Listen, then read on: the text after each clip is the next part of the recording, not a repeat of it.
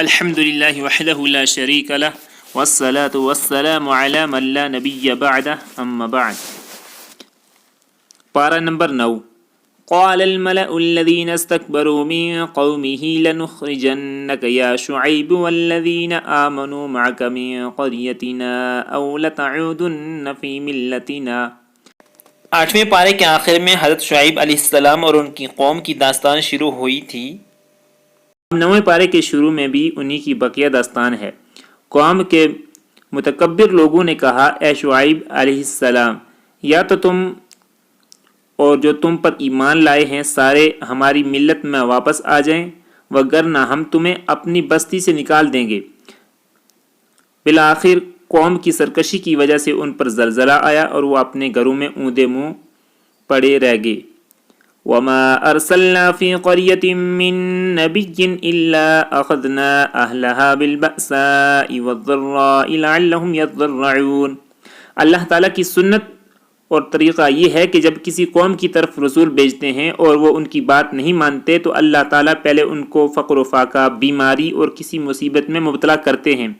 وہ باز نہ آئیں تو پھر انعامات، مال کی وسعت اور صحت دیتے ہیں تاکہ مصیبت کے بعد آسانی ملنے پر وہ شکر گزار بنے، لیکن وہ پھر بھی باز نہیں آتے بلکہ کہتے ہیں کہ زمانہ کی عادت یہی ہے کہ کبھی تنگی اور کبھی آسانی، تو پھر اچانک اللہ تعالیٰ ان کو عذاب میں مبتلا کر دیتے ہیں۔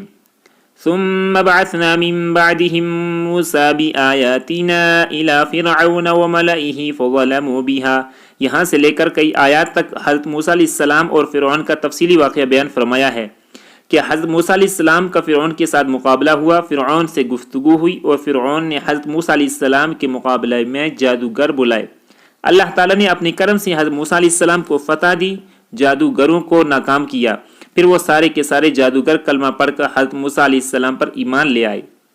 فَأَلْقَى عَصَاهُ فَإِذَا هِيَ ثُعْبَانٌ مُّبِينٌ وَنَزَعَ يَدَهُ فَإِذَا هِيَ بَيْضَاءُ لِلنَّاظِرِينَ۔ اللہ تعالیٰ نے موسیٰ علیہ السلام کو 2 بڑے معجزے دیے۔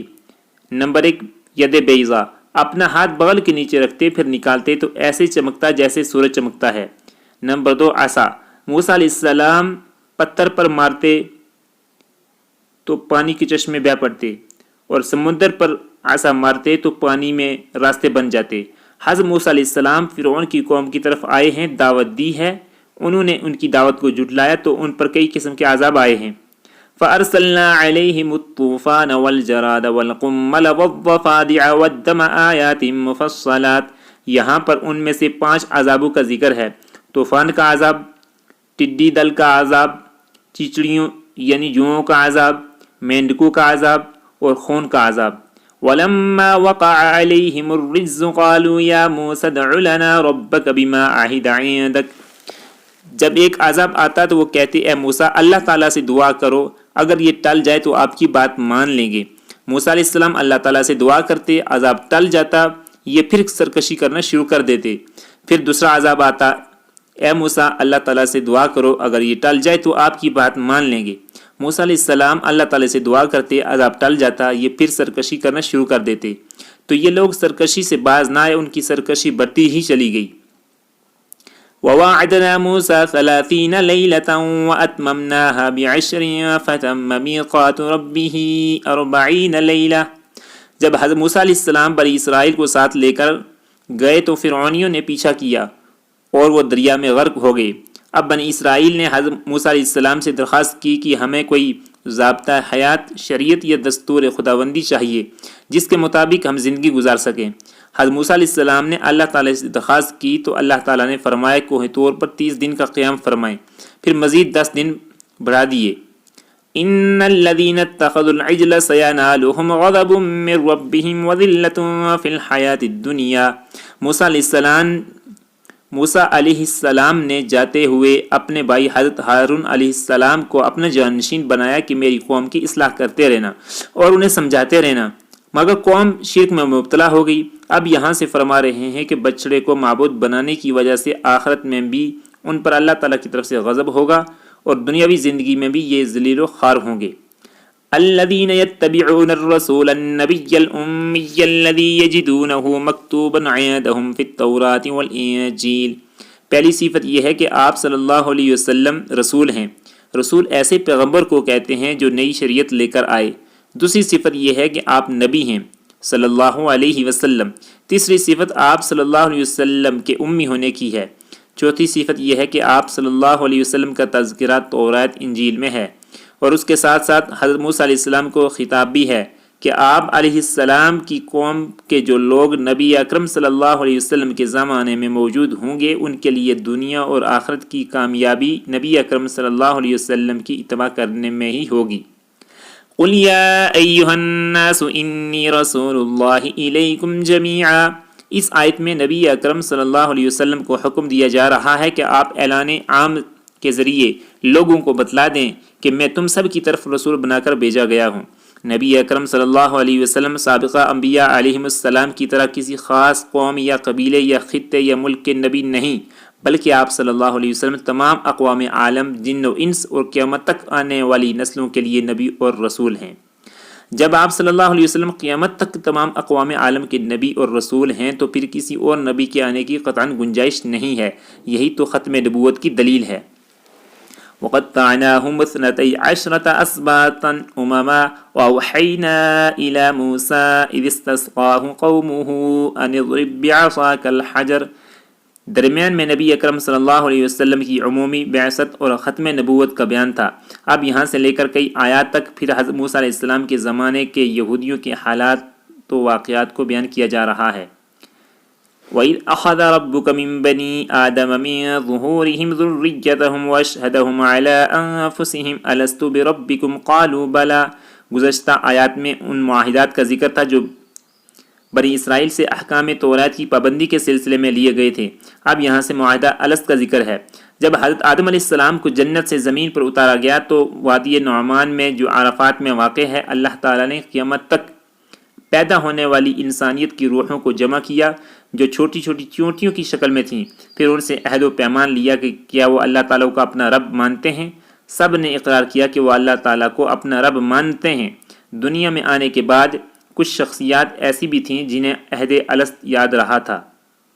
وَاتْلُ عَلَيْهِمْ نَبَأَ الَّذِي آتَيْنَاهُ آيَاتِنَا فَانسَلَخَ مِنْهَا فَأَتْبَعَهُ الشَّيْطَانُ فَكَانَ مِنَ الْغَاوِينَ۔ جب موسیٰ علیہ السلام کو حکم ہوا کہ قوم جبارین سے جہاد کریں تو جبارین نے بلعم بن باعورہ سے درخواست کی کہ موسیٰ علیہ السلام اور بنی اسرائیل کے لیے بد دعا کریں، وہ واپس آ جائیں۔ اس نے یہ کہہ کر بد دعا کرنے سے انکار کیا کہ حضرت موسیٰ علیہ السلام اللہ کے نبی ہیں، ان کے سر فرشتے ہیں، لہٰذا میں بد دعا نہیں کرتا۔ قوم نے بار بار اصرار کیا، بالآخر انہوں نے اسے بطور رشوت بھاری رقم دی۔ اب اس نے بد دعا کی۔ جو الفاظ یہ حضرت موسیٰ علیہ السلام اور ان کی قوم کے لیے کہنا چاہتا تھا، اس کی زبان سے وہ الفاظ بد دعا خود اپنی قوم میں جبارین کے لیے نکلے۔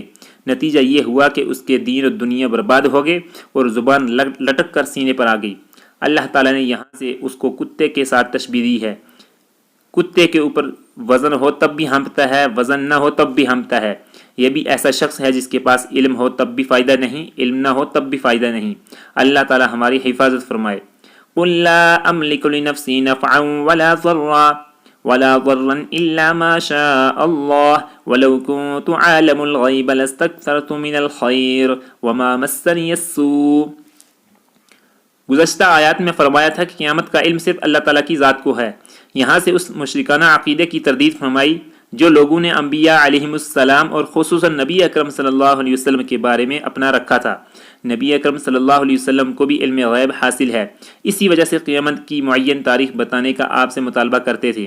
اس آیت میں خود نبی اکرم صلی اللہ علیہ وسلم نے اپنے متعلق واضح الفاظ میں علم غیب کی نفی فرمائی ہے۔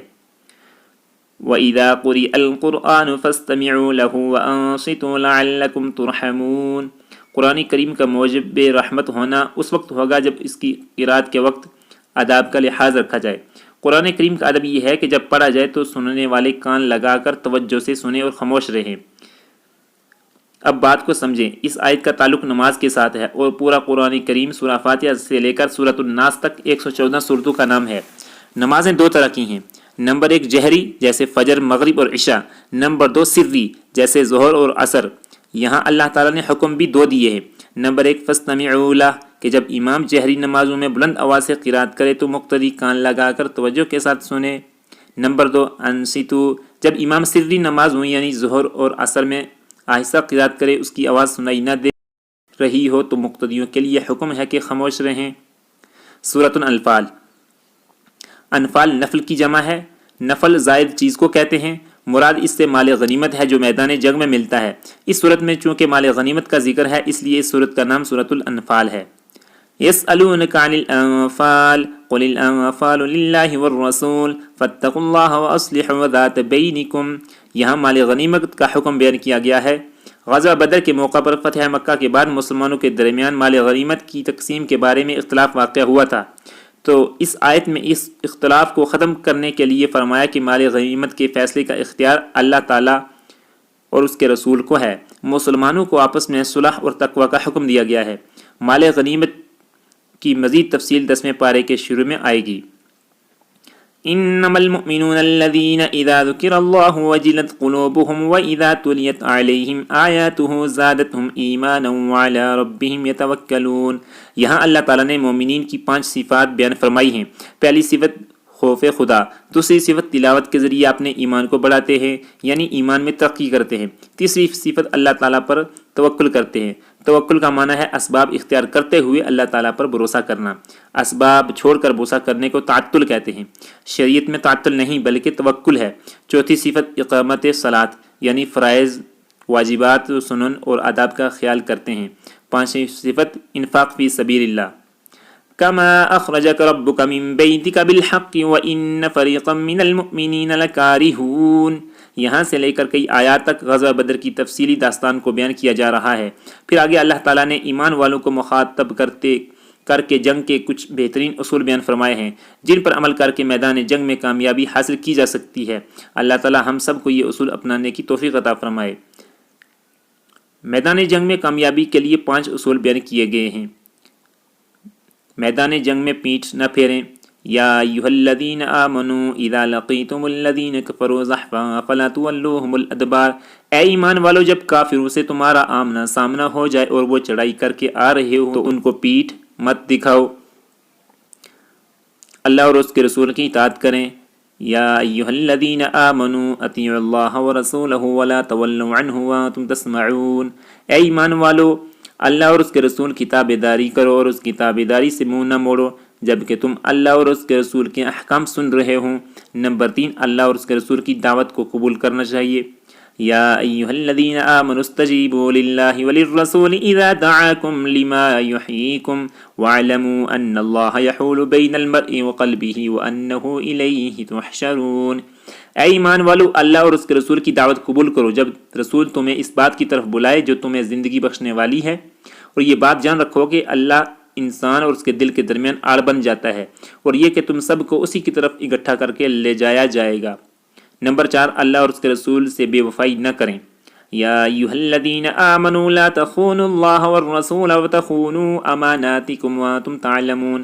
اے ایمان والو، اللہ اور اس کے رسول سے بے وفائی نہ کرنا اور نہ ہی جانتے بوجھتے اپنی امانتوں میں خیانت کے مرتکب ہونا۔ نمبر 5، تقوی اختیار کریں۔ یا ایھا الذین آمنوا ان تتقوا اللہ یجعل لکم فرقانا ویکفر عنکم سیئاتکم ویغفر لکم واللہ ذو الفضل العظیم۔ اے ایمان والو، اگر تم اللہ کے ساتھ تقوی کی روش اختیار کرو گے تو وہ تمہیں حق اور باطل کی تمیز عطا کرے گا، تمہاری برائیوں کا کفارہ کر دے گا اور تمہیں مغفرت سے نوازے گا، اور اللہ فضل عظیم کا مالک ہے۔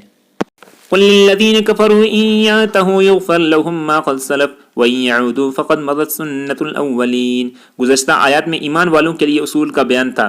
اب ان کے مقابلے میں 9ویں پارے کے آخر میں اللہ تعالیٰ کفار کو ترغیب دے رہے ہیں کہ کفار اپنے کفر سے اب بھی باز آ جائیں تو اللہ تعالیٰ ان کے سابقہ گناہوں کو معاف فرما دیں گے، اور ترغیب بھی ہے کہ اگر وہ باز نہ آئے تو اللہ تعالیٰ کو کوئی نیا قانون بنانا نہیں پڑے گا بلکہ جو قانون جاری ہو چکا ہے ان پر بھی جاری ہوگا، یعنی دنیا میں بھی ہلاک و برباد ہوں گے اور آخرت میں بھی عذاب کے مستحق ہوں گے۔